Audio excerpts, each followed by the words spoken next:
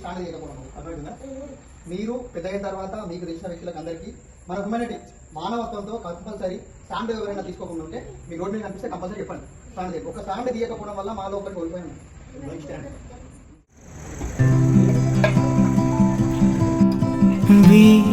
వీడిపోనిదొకటేలే మన కోసం మనమేలే, ఏ రోజుకైనా వాడిపోనిదే.